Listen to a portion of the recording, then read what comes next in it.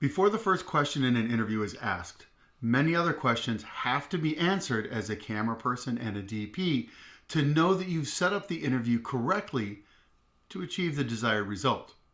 The first of those is, I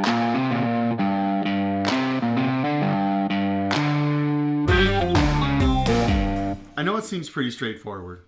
We're doing an interview, set up an interview. That seems pretty simple.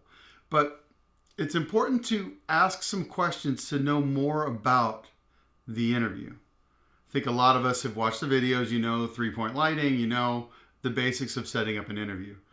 But who are we interviewing? What's the interview about? What's the emotional connection with the person being interviewed? Is this a deep and emotional thing? Or is this a light and comedic thing?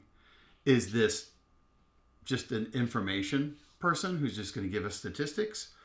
Or is this someone who's sharing the darkest day of their lives? That's going to influence the interview you set up. Do we want to know a lot about this person? Do we not want to know a lot about this person? Do we want to inform the audience? Is the guy bald and the backlight's going to bounce off the back of his head? Does he only like to be shot in one side or the other? There are plenty of actors and politicians and important people who do only want to be shot from a particular side. If you don't find that out, you might be looking the wrong way and have to reset. A lot to talk about today. Special thanks to Samuel for asking for this video, and I'll try and answer your question and hopefully a lot more. All right, so my first question is going to be, what's the interview about? I need to know what this is about. Are we telling someone's story, or are they just giving us some facts for something? It seems simple, but it's not. If this is going to be a cooking segment, then we probably should we put the kitchen behind them? If we put the kitchen behind them and we're cutting to the segment, well, that'd be weird. Okay, so first I want to determine my location, right? And then we'll dial down more into lensing and lighting and all of that. So the question is, what is this about? If this is an attorney giving us the legal information about a case, right? Then a boardroom seems fine. His office could be fine. It's just factual, right? But what I'm not going to do is like take him outside underneath a bunch of trees and make it soft and fuzzy, because that's not what he's about, right? If you're interviewing someone in a home, okay, do we want this person to be comfortable, right? Is it a comfortable part of the story, or is it a very uncomfortable part? Do I want to cozy them up on a couch, or do I want them at a kitchen table or in a more secure place, right? There's a lot that informs that, and you need to draw that out of your producer or whoever you're talking to, or you're not going to bring your skill set to the table. You're just going to set up a interview and shoot it, right? So location is, what does it inform about your person? How am I prepared to get the emotion and to tell the story with the way I set up the interview? Choosing your location is more than just the lighting, okay? Now, other qualifications for your location. Is it by a window that's next to a busy street? Then sound could influence that. Is it in a place where we're going to have problems, like a refrigerator for the audio guy? You have to unplug the refrigerator. Pro tip, if you have to unplug a refrigerator for sound, put your car keys in the fridge, right? Because you can't leave without remembering your keys and turning the fridge back on. Learn that from a friend who destroyed an entire fridge of food. So anyways, so you sound is a consideration. Lighting is consideration. If you've got a ton of windows, you think this interview is going to be long, and there's clouds and the light level is going to jump up and down. All of those are considerations. So consider it for audio, consider it for available light, but first of all, consider it for content and story information. Okay. I think composition is another thing that definitely influences things. And my rule of thumb for composition is, if this person was telling what they're telling to me, how close in proximity would they be, intimacy-wise, right? Because if it's just an attorney or someone giving me information, I'm not that close to them. I might even be away from a table from them. So lose medium, right? If it's someone telling me about something that's fairly important, they might be about this close to me. But if they're telling me something and they're crying on my shoulder, right? Then it might be right here, right? It might be, I think Karen's going to leave me, right? It's about where they are, I think, in proximity, but also emotionally, right? So, which is why I normally talk to you from about here, because it's about in the middle, right? So the composition of the shot, I think, determines the intimacy of the information. And I think that is a trigger, just as you're flipping channels, it's a trigger for how I should feel about that person, right? So that's how I approach that. Now, sometimes, you've got multiple cameras, and I'll set one up on a close-up and one up on a wide, so that as an editor, I can choose where I am on that. And then obviously when you're shooting 4K and 6K and 8K, you can pop in if you want. So, but I'm just saying, emotionally speaking, determine where are we going to be with that, right? And think about that. Also, background is another thing as well. I used to get super tweaky about backgrounds and light little particular things in the background. And then I realized that's not why people are watching the interview, right? So I think an interview should give you a general feel about the person. I want you to feel something about the person, and then I want you to forget about the background, right? Because I want you to hear what they have to say. Never put a television that's running over someone's shoulder. Computer screen with a screensaver. No. Because the audience is going to draw their eye to that. Often people will put books behind them. Well, I think if the titles are in focus, people are looking at their library and going, oh, look, he's got that book. Oh, that must... And for every second they're doing that, they're not hearing what you're saying, right? So I think that the background is important, but not as important as listening to the person. So if there's anything in this background that distracts you from what the person is saying out of their mouth, then it should be removed. So, and I think you can deal with that in some ways with the f-stop, and we'll talk about that with, just making it more shallow if you want. But it's very important to me to not have something distracting in the background. I normally like to do like a window or something like that gives it some life. But again, it determines on your subject. It always goes back to the subject, because the story is king. Everything is slave to the story. So you must understand, you must have the conversation so you know what your story is and know what it's about. Another quick note about composition, and then we'll move on, is that sometimes you will choose the side that the people are looking to, right? They're either looking here, nose zoom like this, or nose zoom like this. You'll choose that side arbitrarily, right? But some people, if they're doing a story, like let's say we'll go back to a legal drama thing, where it's like, these people are on this side of the fence, these people are on this side of the fence.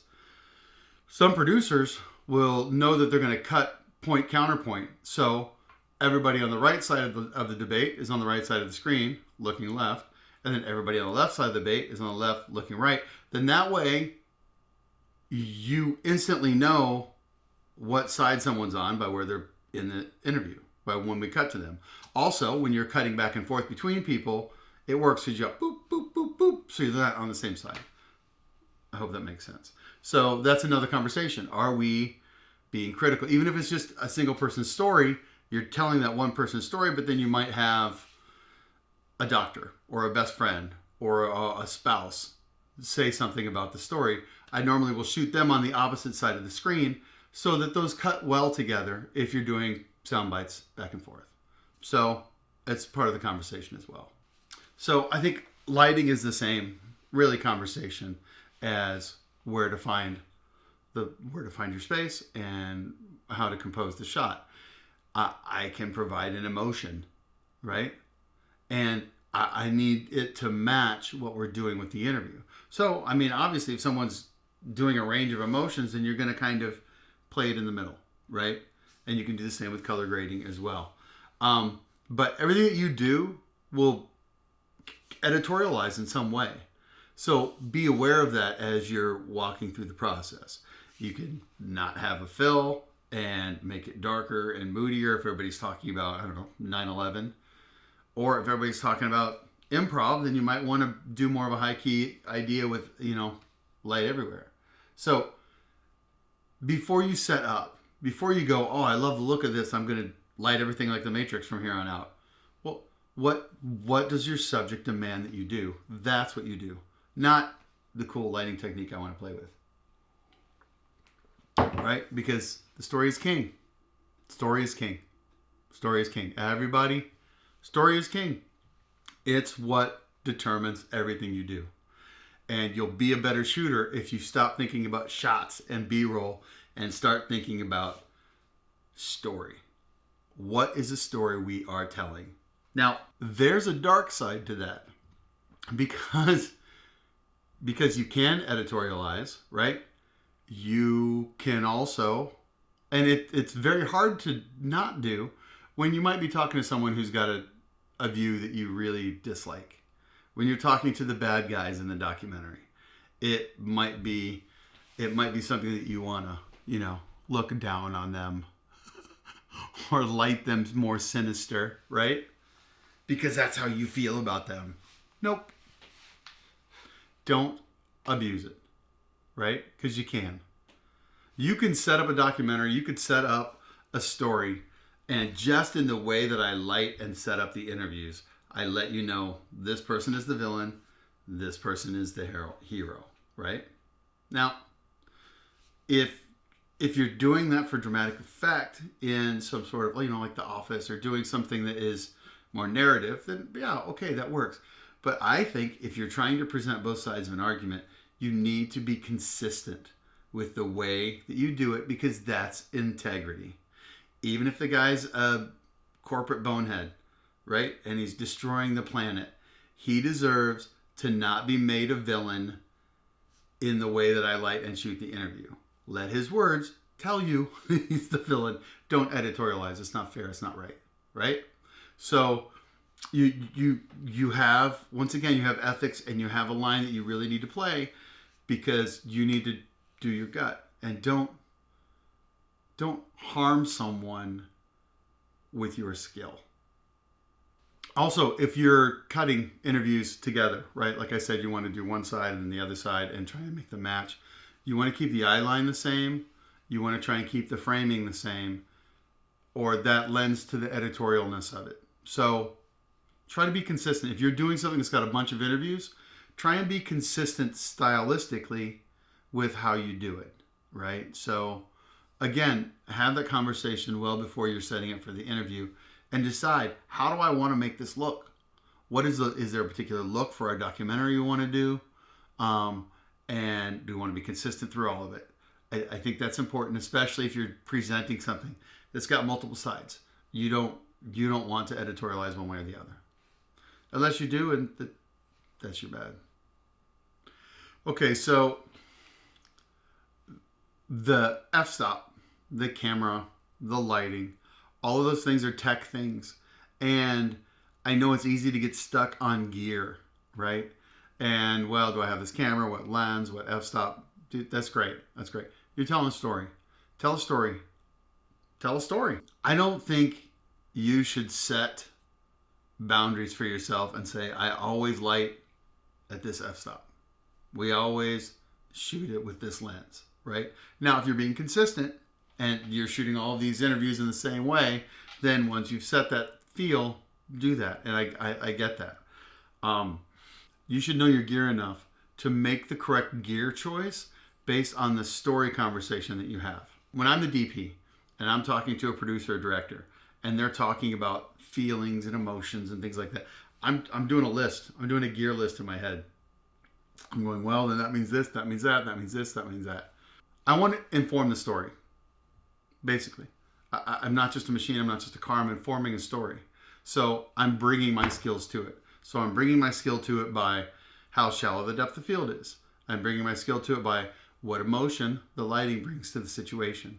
I'm bringing my skill to it by what the composition says about how I should feel about this person, right?